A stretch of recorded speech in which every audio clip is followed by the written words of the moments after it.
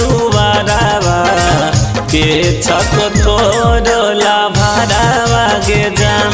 ए जान कहाँ तोरो घर छक कहाँ तोर दुआरावा के छक तोरला भारावा गे जान।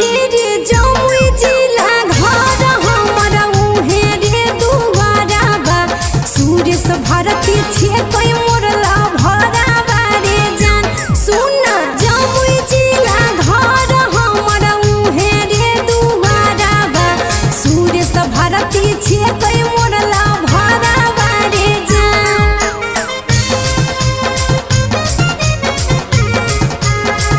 के छक तोरला भारावा गे जान।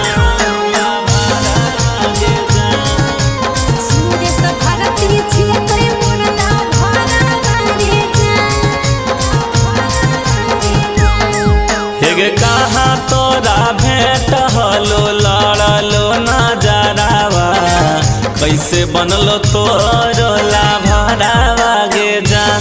हे जान कहाँ तोरा भेंट हलो लड़लो नजरावा कैसे बनलो तोरला भरावा गे जान।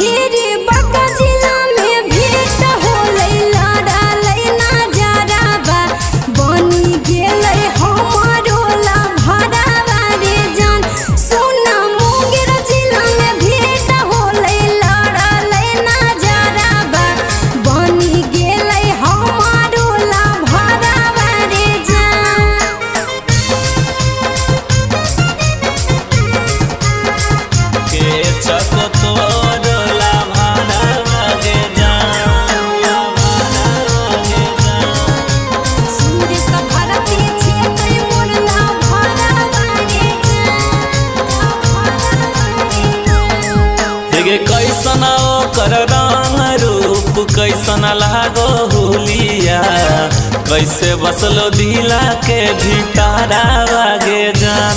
ए जान कैसन ओकर रंग रूप कैसन लागो हुलिया कैसे बसलो दिला के भीतरावा गे जान।